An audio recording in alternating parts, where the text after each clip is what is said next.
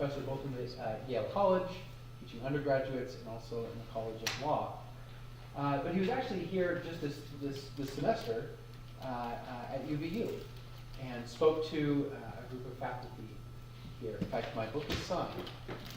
So for a nerd like me, that was fun.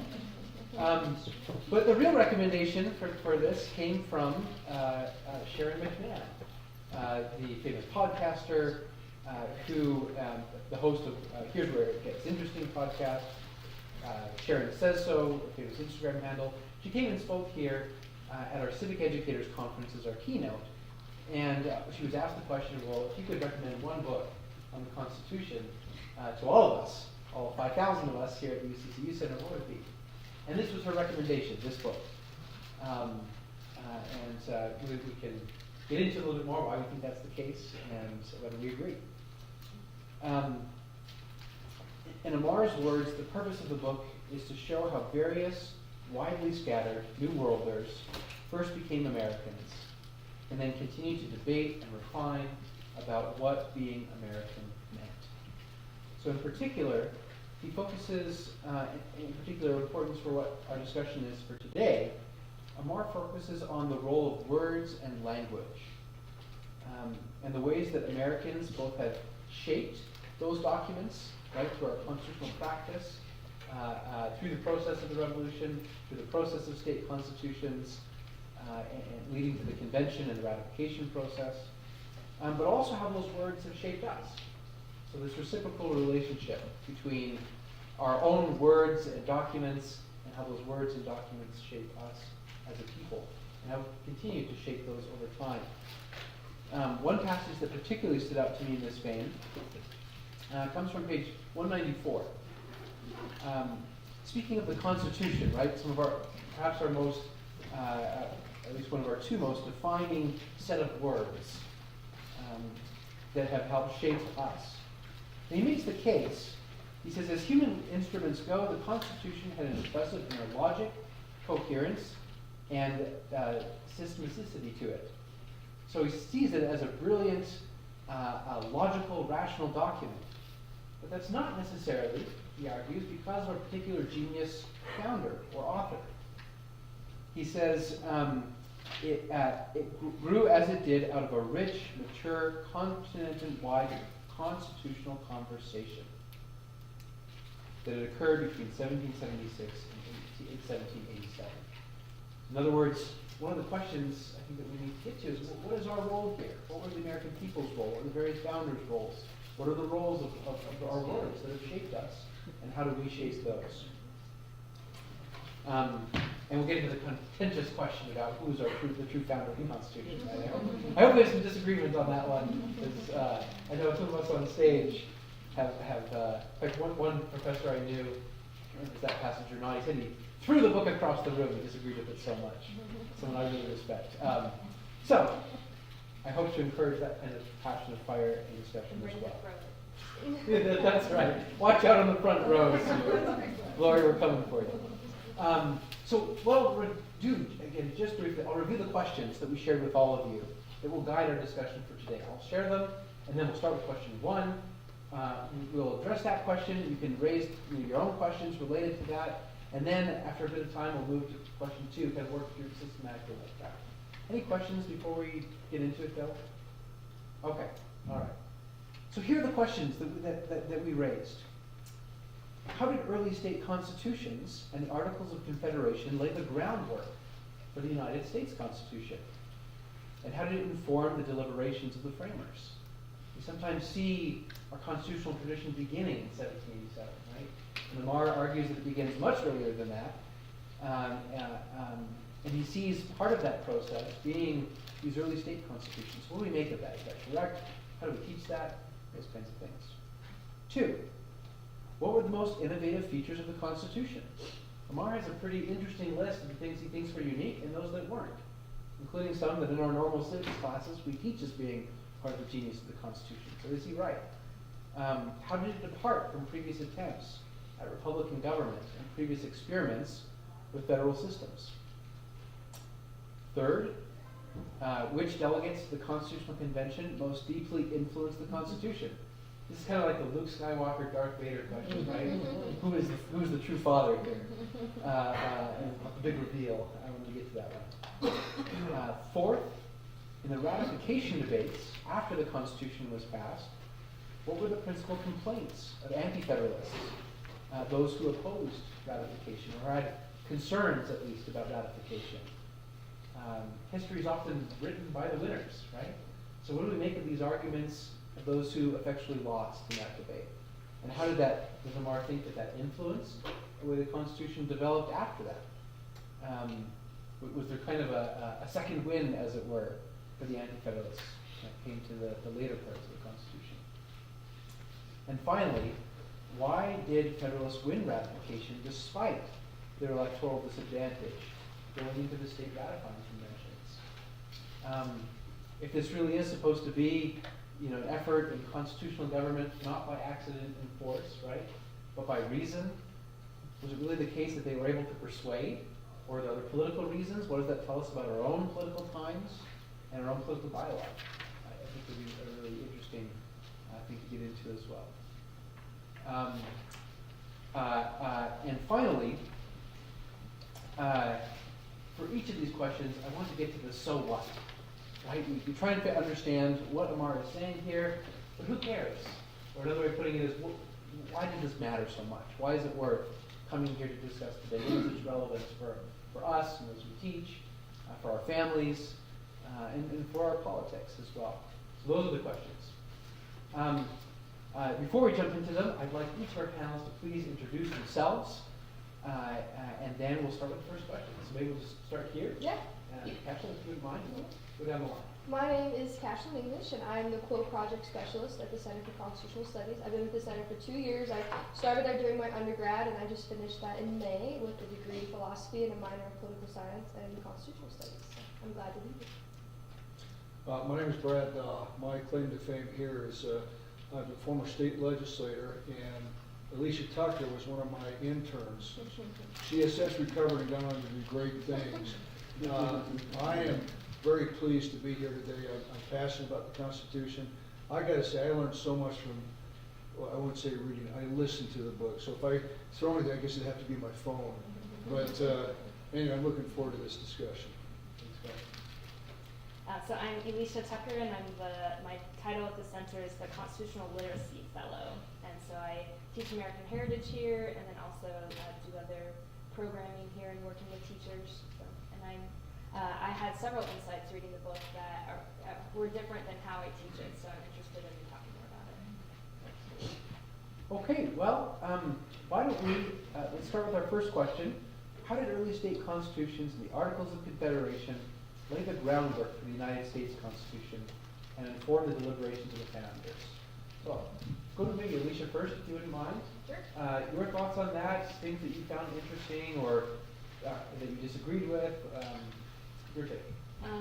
One of the main things I found interesting was I didn't know that before the Federal Convention in 1787 that Massachusetts essentially had a ratifying process that they sent the state constitution to the people.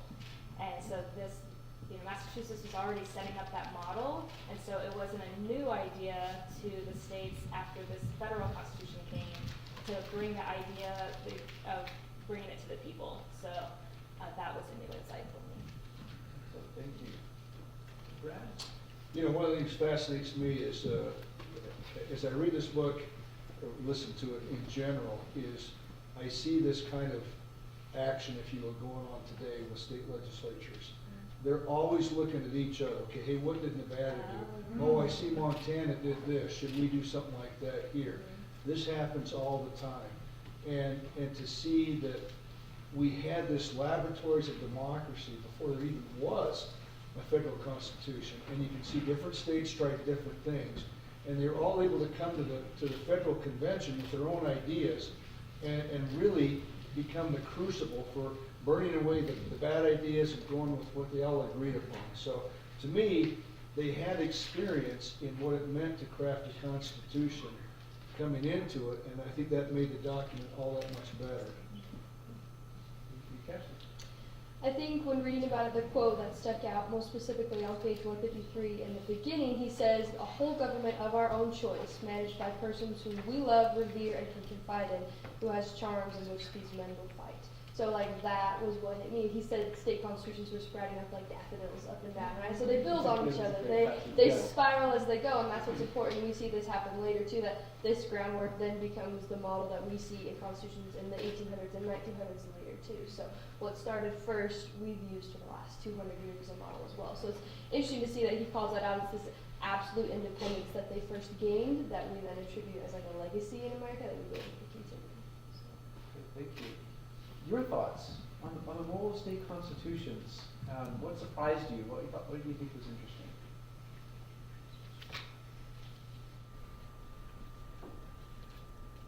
I'm one of those professionals that's really uncomfortable with silence and happy to wait to get the juices flowing. So one of the things I found interesting is, well, and I should preface it with, Sorry, I should have mentioned, we're going to have roving mics so that those online can hear. I obviously can hear you fine. so one of the things that I found interesting, and I need to preface it with, I've never studied the Constitution before. I got into the book and I was like, ooh, I'm in over my head. Sure, yes. But I didn't know that states had their own individuals, and I thought it was really interesting when he was saying how England tried to separate Massachusetts from the others, from the other states, and how that that separation that they were trying to impose actually strengthened the resolve of the colonies, the states, to work together. And that kind of, rather than divide and conquer, the states looked at it and went, oh no, we're sticking together, and continued the collaboration moving forward. Thank you. Appreciate that.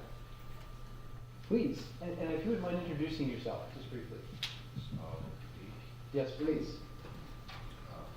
I'm Blake Miley. I'm a freshman student here. Excellent. Wait, Since you guys mentioned that as different states have different constitutions, how many are there in general? Sorry, I got passing water and didn't get to hear your question. Would you repeat that for me?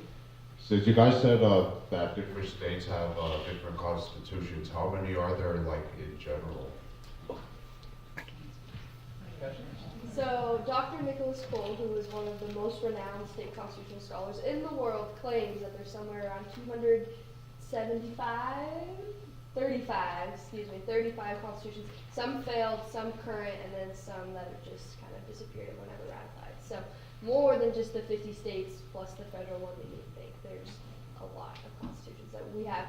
The quote projects that I work on, that's part of like kind of what our interests are, is to look at these constitutions, see why they failed, what was the negative, what happened, and then what occurred in the debates that made them succeed, and why did the people like that and want to ratify for it in that favor. So way more than just the basic 50 or the big federal convention that you Thank you. Appreciate that. If I can add to that, that Amar makes the point that this was a different process than it had been before. So each of the 13 colonies who are now becoming states are writing their constitutions, but it's not just for the lawyers that are barristers in England. It's going to be written for the ordinary person, short enough to be published in newspapers and able to be able to spread for people to talk about it in taverns and in their homes. So in talking about these 13 original state constitutions, it's really a change in being accessible for the ordinary person. How many, I mean, you don't necessarily have to raise hands, but think through the last time you sat down and read your state's constitution. It's probably been a while, right? Perhaps ever, right? So what are we to make of this fact that, at least according to Amar, state constitutions played such an important role? Do they still play that today? Are they still relevant in that way? If so, what should we be doing about that, right? I mean, I think this is an important question that it raises, is in part because state constitutions don't always work well, right? And so for every catch that you mentioned, how many there's been, well, in practice, because there have been drafts that weren't adopted or that didn't work and had to be replaced, right? So what are we to make of this? I mean, it can be messy. Is it still relevant today? what could we learn perhaps from the ways in which it was effective, right? That it actually did work. Your thoughts on that? Please, let's go right here. Introduce yourself to us and. Hi, my name is Claudia Dorsey, and this might actually fit in better with the ratification, but when they're talking about the ratification process, and there were objections to the lower house because it didn't have enough people in it, because the people in their state, with their state constitutions, would have like 400 people, you know, and they were concerned about that, and it just made me realize, talking about reading their state constitution, I don't even know how many people there are in our House of Representatives. 75, okay, so not 400, but 75 may be enough not to be corrupted as a body, right? You know, with their worry. Right. Yeah. Thank you, appreciate that. Pam. I'm Pam Stewart. I was just thinking of my experience when I've collaborated with a group of people on something. I think the state constitution helping get in the mindset of what was important to them, what was not important to them, and help them realize what was important to their state, what was not as important, and they could compromise a little bit. But I think it helped them get their heads in the right place as they began to work on the Constitution. So in many ways, it was actually part of the refining of ideas and process was actually drafting and revising and thinking through, right? The actual act of working on your own state helped refine that. I think that's a really important point. Sometimes we think of politics as like the end results, what bills are passed, what constitution we actually get. But the process may be one of the most important things, so as you're pointing out. Thank you. Daniel, do we have some online? We don't have a question yet, but we have a comment. Please, take it away. We have a comment that just disappeared. No worries, we'll come back to you. Brad, did you want to get into this briefly? Well, I did want to mention, you're talking about state constitutions and what we've learned from them. I want to give you a very relevant example, if I may. Utah just recently modified its state constitution having to do with funding and where funding goes vis-a-vis income tax and sales tax. And it was a very necessary thing, but what it brings out is constitutions should be hard to modify, but not impossible. And I think that's one of the lessons at the federal convention that they took it to heart. Is they made a way to modify it, but they made it kind of hard, which we've seen. It's been modified very few times, where we see state constitutions being modified on a fairly regular basis. So just an observation there. Well, and I would add my own opinion. I think that's a good thing, because when government's close to you, that's better to be able to change it. But if the federal is far away, that should be harder to change. Well, yeah, and again, no disagreement there. That's exactly right. You don't want that. The further you are away, the bigger it is. The more people that it governs, the tougher it should be to change, and the broader its principles ought to be. Thank you. And I just wanted to add to what. Sorry, we just got to get the mic to you. Sorry. Thanks, Ben. I just wanted to add to what Edisha said. It also helps you realize that you do have a say in what happens. You know, that it's not just a group of men deciding what you're going to do, but that your participation makes a difference. You actually have to ask you to pass the mic to Glory Smith here. Glory, I'm going to put you on the spot. Yeah, you are. You've given some thought to the role of teaching state constitutions. I know a lot of teachers, we tend to focus on the federal constitution. If we can just get to that, that's enough.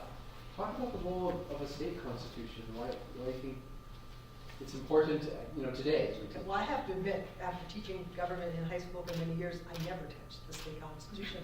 I still have it, and I'm embarrassed about that.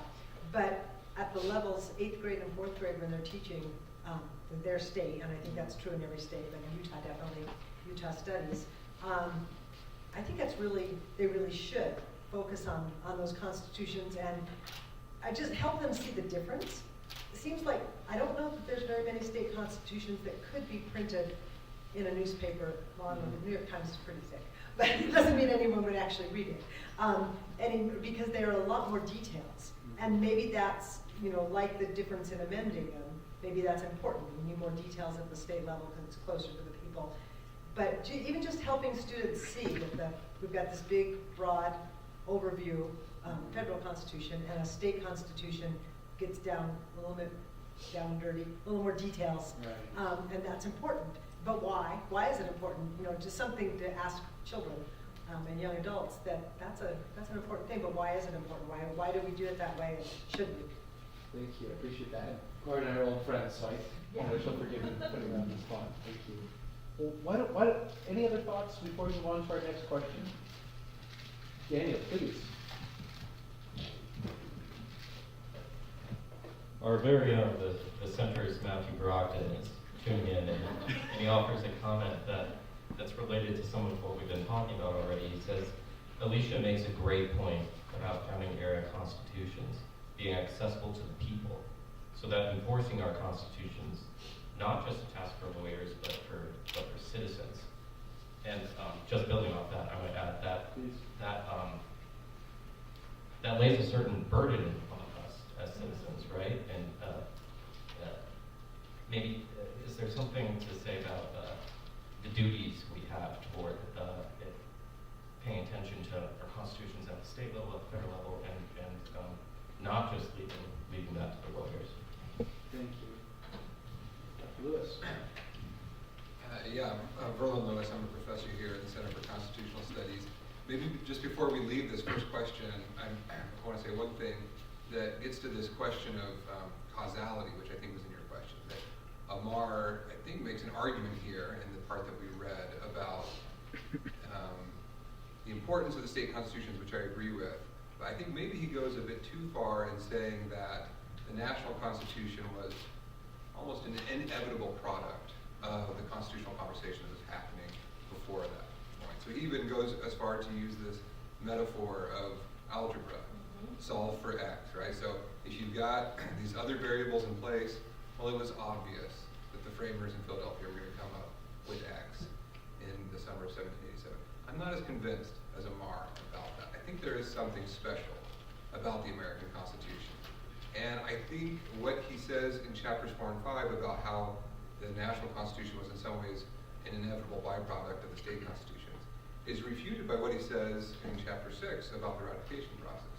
Because if it were the case that the national constitution inevitably flows from these state constitutions, then why was there such a hotly contested ratification debate? If this really was simply in the air about everything and all Americans, then why weren't they all unanimously accepted in all the states? He goes into great detail, which I appreciate, and I found the account fascinating, showing us how closely contested these debates were and these votes were in places like Massachusetts and like Virginia.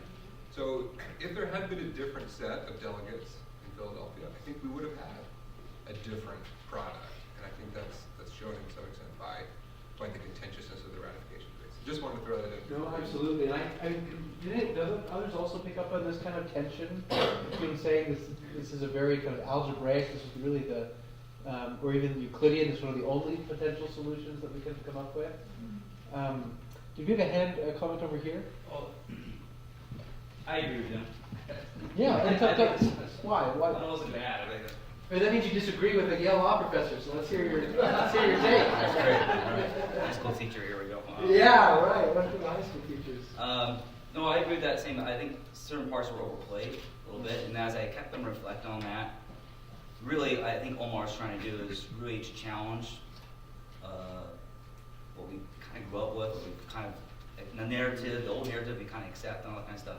I think it's just trying to start that open, more discussion, more than anything else, and to kind of reflect on that a little bit more. Which would be interesting if that's really what he's trying to do, because that means he's actually trying to further the very thing he thinks happens here, is that by having dialogue, right, we actually become better through the process. Now, I will say, having met him, he's very convinced he's absolutely right. but I think that's a point well taken. Thank you. I mean, in many ways, these comments raised by, remind me your name? Jeremy Lloyd. Jeremy, by Jeremy and Verlin, I think lead well into our next two questions, right? So Before we move on, can I add a thought? yes, Alicia. I just want to build on what Daniel was saying about the citizens' burden. Yeah. And I think he makes the case that the whole thing is a conversation, and that it's because of the ordinary citizen taking on the burden of being informed, having an opinion, and participating, that is what created the inevitability of the federal Constitution. So I appreciate his emphasis on the conversation and the individual citizen's responsibility to be informed. But I also disagree that it just would have happened. It was a problem that needed to be solved and would have been solved regardless of who was there, essentially. I definitely disagree with that. Well, let me raise this next question. So, when we talk about the most innovative features of the Constitution, I think a lot of this comes down to the question of, well, how deterministic was this, right? If it really was that, given kind of the geopolitical, you know, the war needs and the geography and everything else that Amar identifies here, if those really were, you know, only had a certain amount of fixed solutions, then what was the role of innovation? What were the innovative features of the Constitution? And how did those depart from previous attempts at Republican government and other kind of Federalist experiments? Because again, I think there's a tension here, perhaps. If this really was, you know, kind of a one answer that we could end up at, then what was the purpose of innovation, right? So what do you all think? I mean, what did Amar think were the innovations that were counted? Do you agree with those? Do you think that there are other things that were really unique that he doesn't mention? And why don't we start, Cashley, if you wouldn't mind getting this out. Yeah. And then get your questions ready, because I'm coming through. So he lists the few, and he first puts on the caveat that we accept these as commonplaces now. So we hear these words and we think they're familiar, but to them at the time it was something that wasn't a commonplace that needed to be talked about, explained. And he lists them on page 154 as writtenness, cohesion, replicability, rights declaration, democratic pedigree, republican structure, and amendability. Never before in history had this particular combination of features come together. Before, he explains, like in the past, that why these were uncommon because everything had been done by accident and force, right? Like, then who do we conquer, how do we conquer, and why is it conquerable? And those are the questions. Where now it's like this democratic pedigree. That was the one that stuck out to me. Why is that so important that we follow this pedigree to maintain it? And that's like what Washington later marches too, right? Like that's the pedigree we want. So these are the features that he explains, and it's this cohesion and these rights that he encourages, and that's what we as people are therefore bound to maintain, and that's the features that he wants to explain, and that's what he highlights in this first part. Thank you, Cashley. Brad, what stood out to you in terms of what he argued were unique, and your thoughts on that? Well, I mean, one of the things that really is truly unique is they were, in a big sense, doing something that had really never been done before. And there's many, many times where he says, never before have this many people participated. And so to me, what was really unique and fascinating was the process. Okay? They went into closed doors in a hot, sweaty room for the whole summer and had it out. Okay? It was a crucible. It was a melting pot. It was both literally and figuratively. I mean, it was warm in there. But the point is, they had closed door deliberations so they could really kind of speak their minds. But then they partnered really almost literally with the newspapers, with the outlets of the day, publishing their own thoughts. I mean, you had this Federalist, which is, how many are there, like 70? How many Federalist papers are there? I should know this. 80, thank you. I was going for 70, and that's high, but no, 85, thank you. And the point is that this was a move of absolute utter transparency. And it was them, instead of saying, okay, this is how we're going to do it, top down, they said, okay, this is our best effort. This is what we've come up with. But you, the people, and we're going to make that as broad as we possibly can, which at the time you talked about voting rights, it was the biggest grant of voting rights in the history of the world. He says that right in the book. And I thought, wow, that's awesome. The biggest grant of voting rights in the history of the world. We want you to decide if we've got it right. It's up to you. And we're going to be as transparent as we can. You had George Washington's cover letter, which was good enough for a lot of people. You had the Federalist Papers, which were an amazingly insightful set of treatises. You had the newspapers publishing things. And to me, the innovation there was this whole trust the voters, bottom-up approach. We're in this together. let's make it work together, and you need to tell us that we got it right. Thank you. Your thoughts, what was unique about the Well, I Constitution? think Alicia wants to voice Go ahead, if you want, Alicia. Well, I did want to add that he does write that in New York, that there were no barriers, increased barriers on who could vote, that free blacks were voting, and also there wasn't a property requirement. So they intentionally expanded it for the ratification so that everybody can, who was participating could vote. I would say what he argues is unique about the federal constitution, the innovation, is a strong executive. And it's because of George Washington. Your thoughts, please. So tying back to the, I guess, previous question moving forward at the same time, the part that maybe that was inevitable was George Washington. And he argues that he's the reason why he went in with the Constitutional Convention. He doesn't really say much, but everyone knew what he wanted. And almost everyone there was below him sometime during the Revolutionary War. And he wasn't going to get stuck on the technicalities, but there's some certain things he wanted to stand for, and he got what he wanted. So that, and in that sense, I agree with him. Like that way, it was inevitable. Now the nuts and bolts of it, that's the part that's always up to grasp. Another part I really thought was innovative was more of the process, especially the one that really stood out to me was the Massachusetts yes but approach kind of mentality. I absolutely love that part, and the openness that they reflected from Massachusetts and onward was just amazing. I think Omar puts it in his own words. I think it's his own words. Page 251. That because of this openness and this discussion, they earned the right to bind the naysayers. And I think about what today's climate and all that kind of stuff like that. That's amazing. To earn the right to the naysayers. And then shortly thereafter, he then again quotes John Marshall and more of the idea of the innovation, like what is the Constitution a little bit here. And he says, we contend for a well-regulated democracy. And our founding fathers, one of the things they're concerned about democracy was mob rule. And what's going to happen with mob rule is a regulated democracy. I thought that was an incredible insight there as well. Appreciate that. Back here. Is it Autumn? Do you have a hand? Did I see a hand back here? Okay, no worries. Daniel, anything from online? Okay. One more comment, if I may. Talk about the inevitability of the Constitution. You mentioned George Washington. I'll say it this way, in my opinion. The Constitution became inevitable because George Washington won the war. And George Washington winning the war, which actually the professor, what's his name again? Amar, Professor Amar actually alludes to in the book, was a miracle. He doesn't call it a miracle. He says it was long odds. I call it a miracle. But that winning of the war in an amazing way, when he had, by all rights, he should have lost. Catastrophically. He won. And so that got him all of the gravitas that was necessary to say, okay, guys, we don't want to go our separate ways. We need to come together.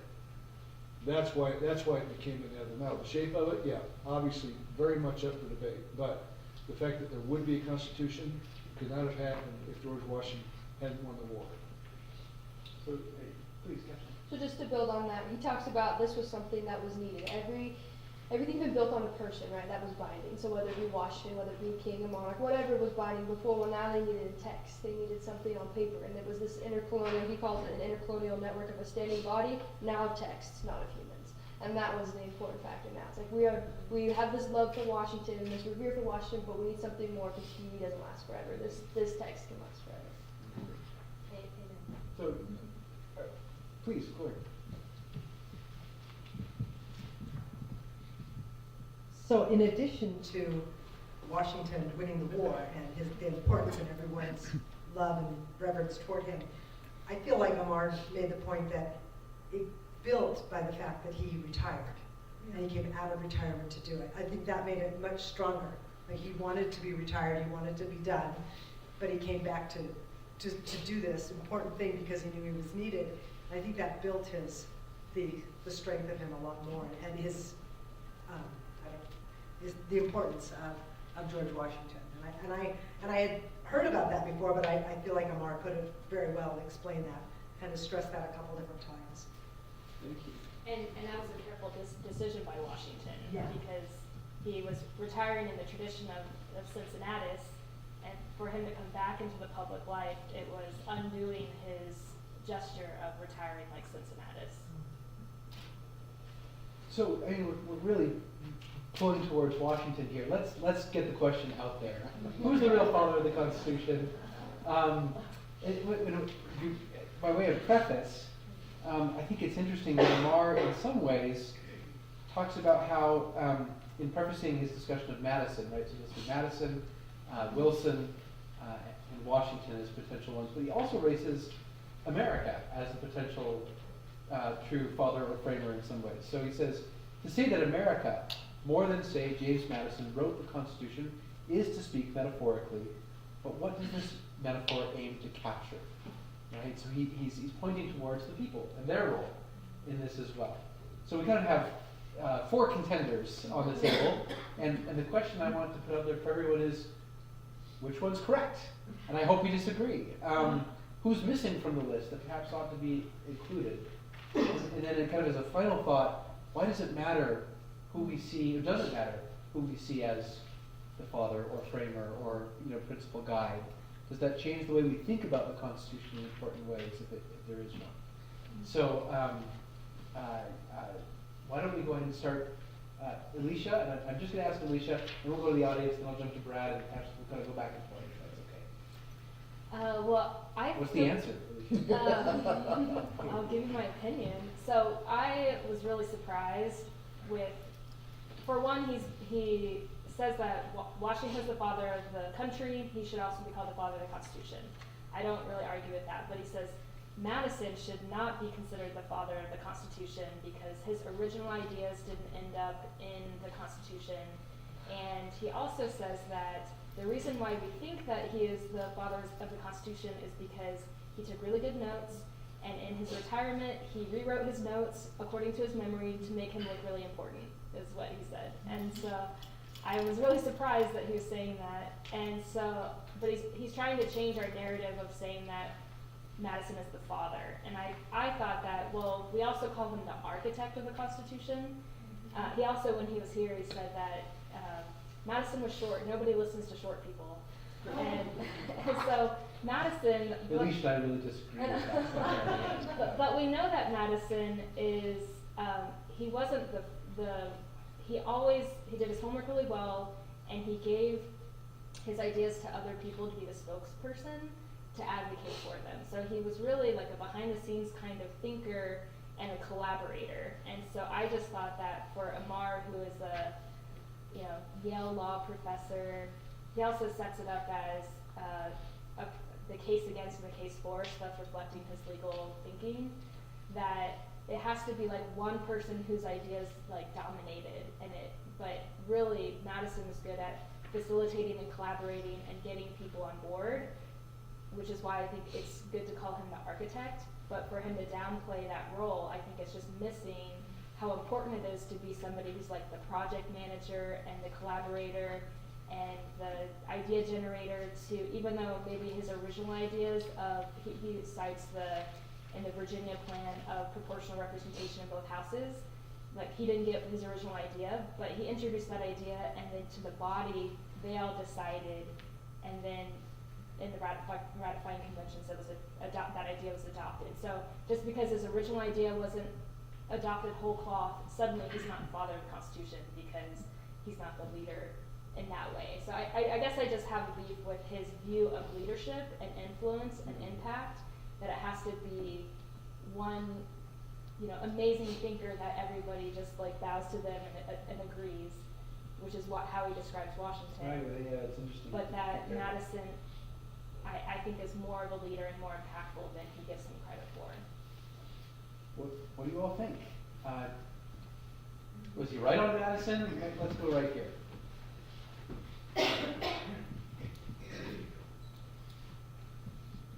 I was just gonna say, I think something should be said about, as far as like the case being for the American people and just like for America, is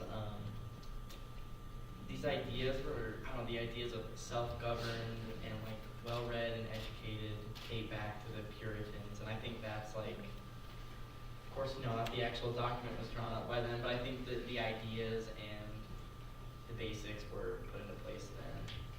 So. Alexis took let's go here. I vote Washington, but there were two parts. Oh, the Constitution. On the Constitution, yes. Wow. Yes, well, I vote for Tell us Washington why. for anything, but on the Constitution.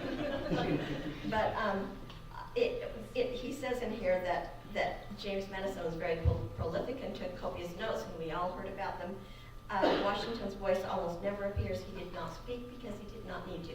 But the one line that he did write that I love: the federal Constitution's single most distinctive feature, its biggest and most obvious break with all 13 state regimes then in place, was this breathtakingly strong chief executive by American revolutionary standards. Washington. Yeah. Oh, I was just gonna say, and that was Washington. Yes. That was true. Yes, yes. He had an idea that it would be him, and he wanted to make sure it was strong. Thank you. Please. I too vote George Washington. But moving on now. Considering James Madison, this is where I pushed back a lot. James Madison, especially taken as a whole throughout his life, including as president, his way he was president, very constitutional president in that sense. He takes on more of a nourishing role throughout the whole process, and because of that, he does deserve the title of father of the Constitution, or architect, like you mentioned. The second thing, America in itself, he argues this may be potentially another father of the Constitution, and maybe because we use that term, it might work, but I don't know if this analogy works or not. But it's more like the siblings to the Constitution of the United States. Back in the page 184, he brings it up a little bit how these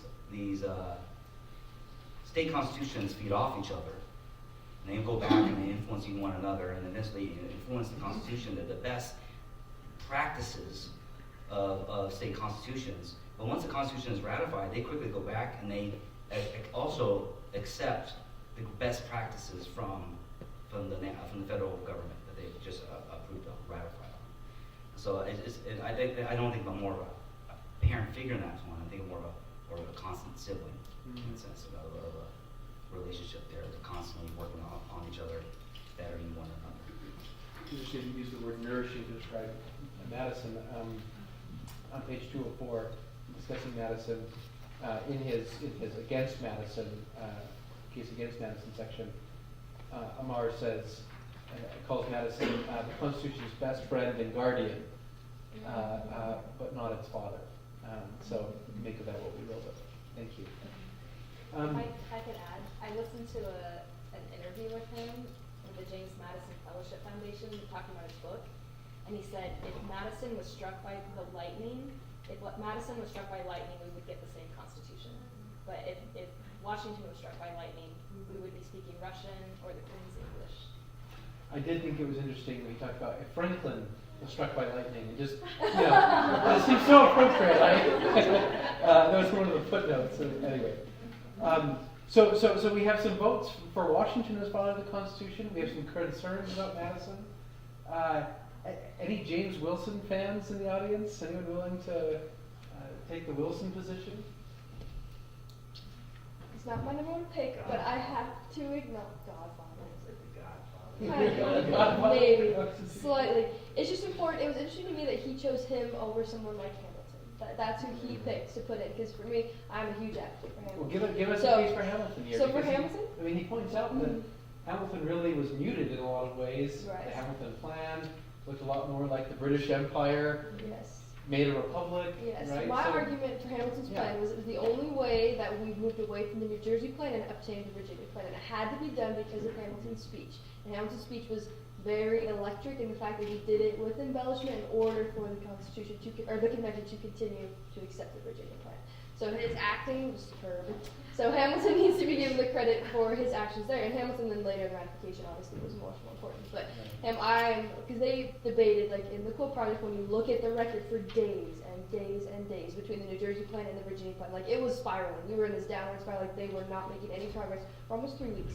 Like it was intensive. So Hamilton coming in, giving this lavish 6-hour sort of filibuster speech about what needed to occur was what changed the trajectory of the Virginia plan for us to continue with ratification. So I'm a Hamilton fan. But Wilson, on this sense, he's important because his quote, which I think, too bad he wasn't younger, because I feel like his impact would have been better. And that's what he points out too, is he gets kind of shot down because Madison had 4 decades after, and Wilson passed away a lot sooner. So it was much harder for him, but only the people were sovereign. And that was his biggest impact and his biggest point, and that was why he was successful, granted under a lot of the strict laws of Washington, but that's why he was successful, because it was the people that were sovereign, and that's what matters most. It's the people that will keep this Constitution in power, and it's people that need to maintain it. And so for his point, I think that is why Amar gives Wilson that little, I mean, it's only a couple pages over Hamilton, I'm sad about, but I'm glad he did include that for Wilson, because no government as such, and no legislature as such, was ever sovereign before in a proper republic. And so that is important when he includes Wilson. Maybe we flip up the ideas behind. I actually want to single out Dr. Lewis. If you wouldn't mind, who do you think is missing? Who do you think ought to have the pride of place here? Oh, thanks. I'm happy to weigh in on this. I actually really like this exercise. I think it's kind of interesting that Amar went through this. I think it's fun for the reader. But I don't think it's just fun. I think there's a reason that he does it, or I think there's a substantive reason for doing it. And in some ways, again, if I parrot myself a little bit earlier, I think it pushes back against what he was saying in the paragraph before he starts the section, which you alluded to, Robert, which is that America wrote the Constitution. It was simply the American people, and the delegates at the convention were simply solving for X, as he says in that paragraph. I don't think that's the case. I think it mattered who was there. I think it mattered that Washington was there. I think it mattered that Madison was there and that Wilson was there. I don't know that I would add anyone to those three. I think, from my perspective, and I'm not an expert on this, but I think it's between those three. But to this earlier comment, you mentioned how Tocqueville might like this idea that the Constitution is the product of the American people. I'm not so sure that Tocqueville would agree with that view, because when you read Democracy in America, I think although he does, of course, give a lot of credit and importance to the New England founding and township democracy and the social conditions, he also, I think, gives pride of place to the importance of actors, individuals, historical contingency. And I think this matters because we do live in a democracy, and democracies produce people who tend to think about events in terms of inevitabilities. That's something Tocqueville teaches us, that the democratic mind is wont to draw generalities, that history could not have unfolded any other way than it did. But I think it's important for those of us who live in democratic societies to recognize the aristocratic insight, which is that individuals matter and that historical actors matter. And so I think it matters that Amar talks about these three important figures, because I think they really do matter here. Thank you. Appreciate that. Audience thoughts before we move on. Other comments or thoughts from our audience? Okay, Brad, we'll give you the final word on this one, and we're going to move forward. Cool, I get the final word, all right. First I want to apologize in advance. I'm a BYU football fan, so if I use BYU analogies, please don't shoot me. I know I'm here to you. You guys don't have a football team. Anyway, the thing about Amar that I think is puzzling is he's talking about yards gained as a metric, or he's using one metric of, okay, who got their ideas in the most? All right, yeah, it was Washington, no question about it. But who put the winning team on the field? For example, if a team has a winning season, generally you look at the coach first, all right? In other words, he recruits the team to put them on the field to play the game, all right? That doesn't mean that he's going to dictate how the game plays in great detail. That comes down to the players. And in this case here, it was Madison who got the team on the field that he needed. Washington was in retirement. He's ready to go out there and farm until his passing. That's what he was ready to do. And so you have to say, okay, who recruited Washington? He needed to be there, and Madison knew that. And not only that, but Madison, which Amar doesn't talk about in section 2, maybe he talks about it in section 1. Madison had to go through several maneuvers, not just in 1789, but there were a lot of steps leading up to that Madison had to take to make sure that you had the right people in the room to craft what became our Constitution. Did George Washington influence that? Yeah. Did Madison know that was going to happen? Well, not unless he's a moron, he knew that was going to happen. Obviously that was going to happen. And so the fact that Madison didn't get line and verse what he proposed, I don't think he even cared about. I think what he cared about was we need a stronger central government. We need a government that can, on behalf of the entire nation, treat with other nations, make war when needed, and make treaties and alliances and all the things that a national government has to do. I think that's what he cared about, and that's what he got. And so, in the sense of getting the right team on the field, that was Madison. In the sense of having the players available to put on the field, yeah, okay, well then you've got to look at it. I mean, the other thing I'd say is if you don't look at Washington's influence, look at the fact that until whenever Roosevelt ran for his third term, until then, 1940, every single president self-limited themselves to 2 terms because that's what Washington did. There was nothing in the Constitution that said they had to do that, but they all did. And people so revered that they actually put it in the Constitution probably because of Washington. So, who's the father of the Constitution? I would argue that Madison was the coach, we got the team on the field, and that he had some awesome players to get on the field so that they could win the game. So, there's my take. Again, I like sports analogies, so hopefully that makes sense. So are you saying Washington was one of the players then? He's quarterback. As long as Hamilton's your running back, I'll agree. Yeah, you're saying, Hamilton gives the fake. Well, The fake in the convention leads to. Well, Hamilton's definitely in the backfield, it's true. And I don't know if you'd say on the other side, but, the anti-federalists on the other side. But yes, obviously Washington set the shape of the game, and he decided what to do. But yeah, he was definitely the quarterback.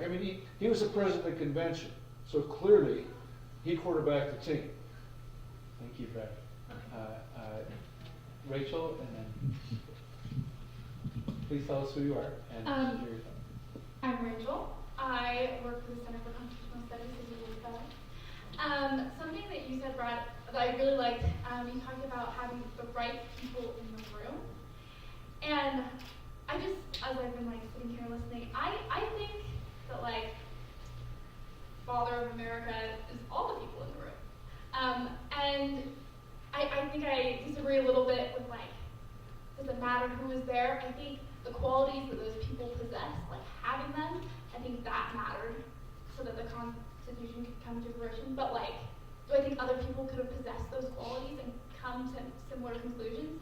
Yeah, I think so. So I think that the people as a whole, I don't think you can have that conversation with just a few key individuals. I think everyone in that room, whether they participated as much as the next, I think had some sort of impact. Thank you.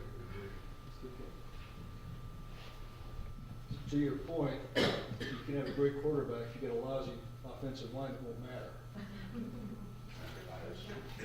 Okay, so again, Claudia, and I was just wondering, for someone who defines themselves as an originalist, I'm wondering if this question is important that Amar is asking, who is the father of the Constitution, who's most influential. So for someone as an originalist, are they looking at overall who brought it forth, or are they, I know everybody's different, but would it make a difference in how they think if they're looking at one or another person and what they said about the Constitution?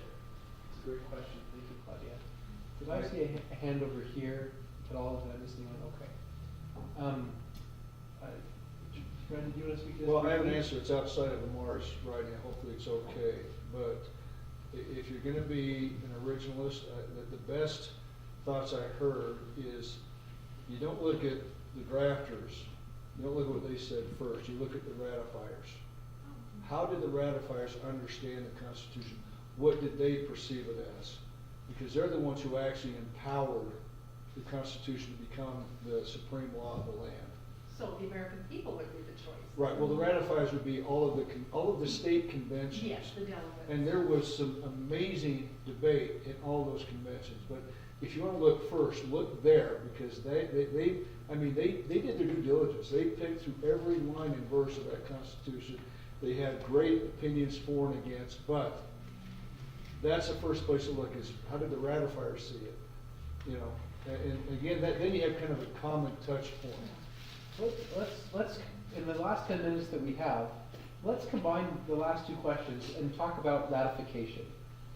Because we, as Amar points out, we've got a constitution, but for it to have that Republican or Democratic legitimacy that was so important, it needed to be ratified. It needed to be ratified in a particular way, and the debates in that process of ratification matter. So, by way of reminder, our last two questions that we shared were, in the ratification debates, what were the principal complaints of the anti-federalists, right? What were the arguments on the other side? Who either opposed ratification or opposed ratification without some kind of amendment or change. What were those? Why did they think those mattered? And then kind of part two, why did Federalists win ratification despite their electoral disadvantage going into the ratifying conventions? And so let's talk about this process, right? And we struggle today with deliberative democratic discussion. As a public, in our houses, Congress, so what can we learn from this, right? Maybe this is a bit of the so what. What can we learn from this process? What can we learn from the arguments against, given their due credence? And we'll end there. Ashlyn, why don't you take it away for us to start out? Yeah. So there were many, so the background, Federalists, Anti-Federalists, we're taught mostly in school about the Federalists because that's the side that wins, right? So the Anti-Federalists is interesting.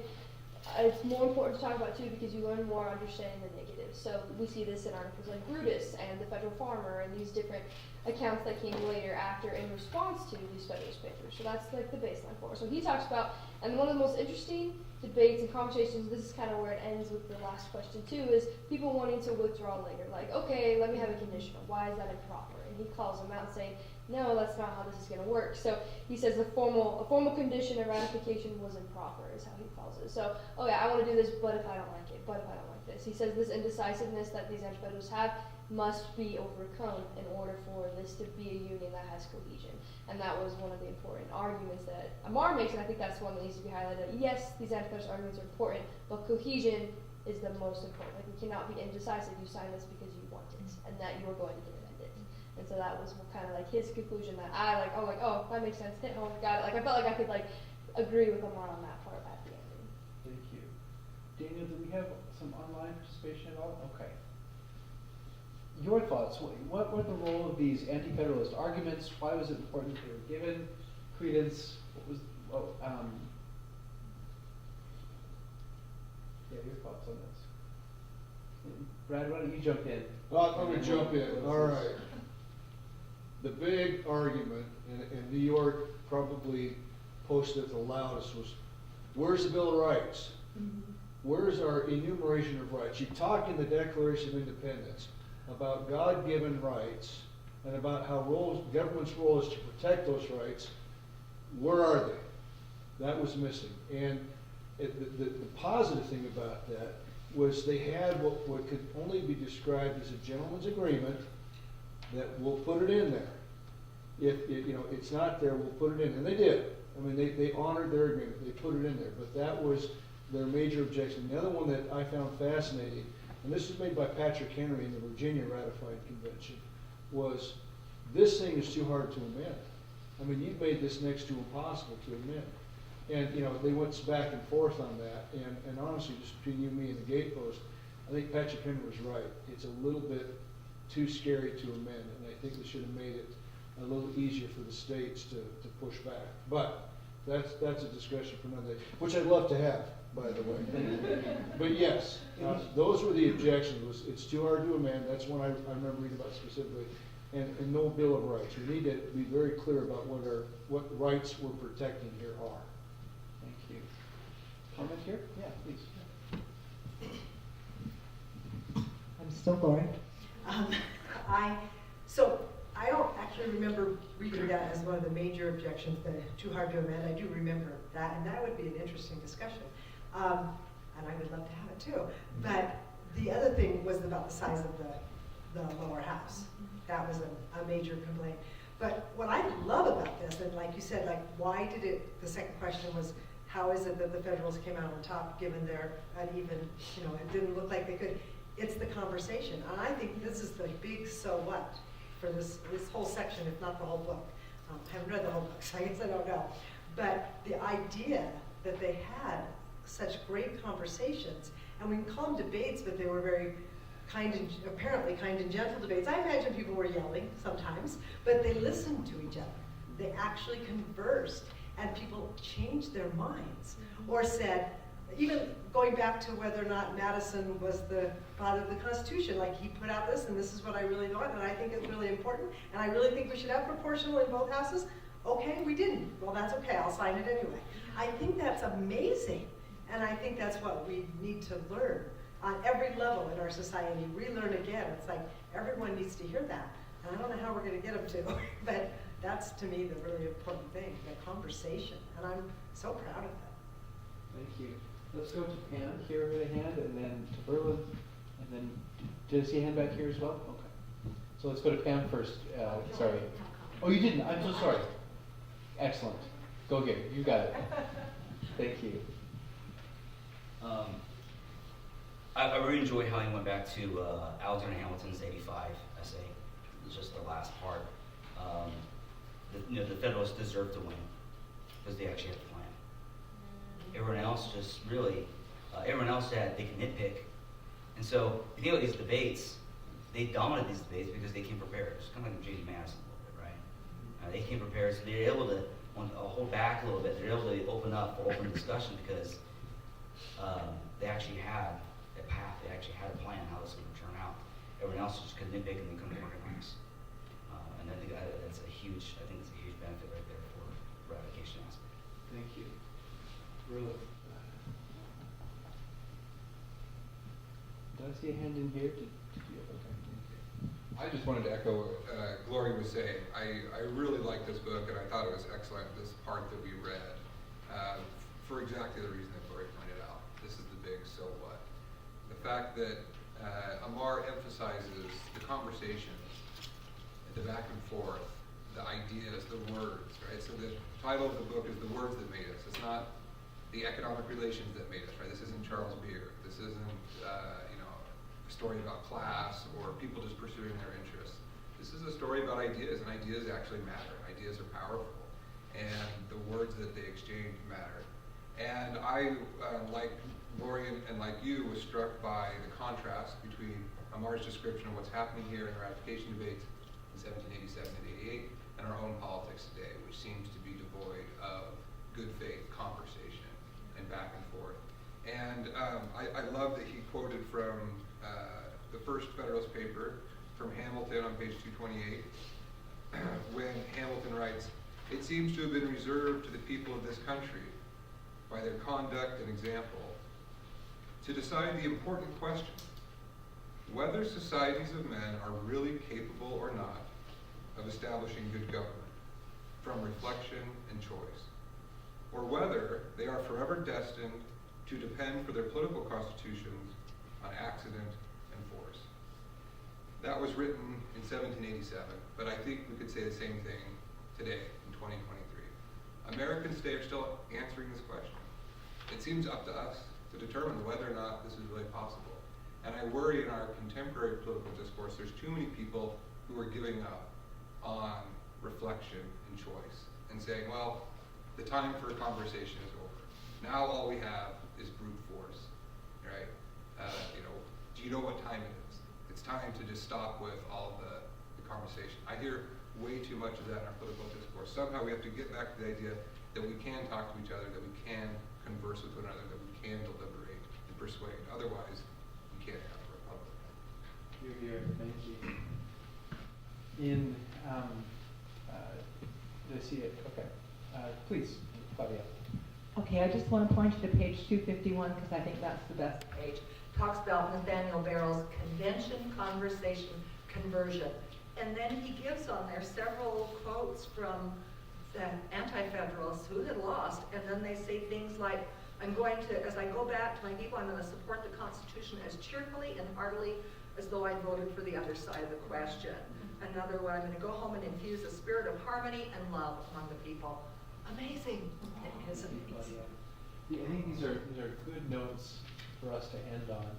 And if we value the reflection that comes from reading and discussing and understanding, that's part of the purpose of this book club. It's an opportunity for us to gather, reflect, disagree, and then come back together again in the future to be able to continue that conversation with another great text.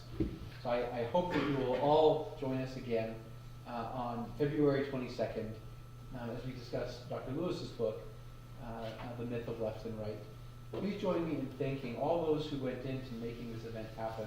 There are many behind the cameras, behind the organization, who've done a wonderful job. Please join me in thanking them.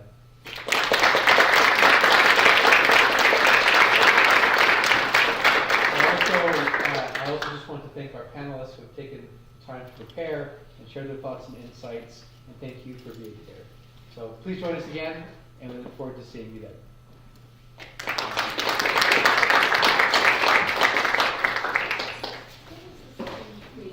Oh.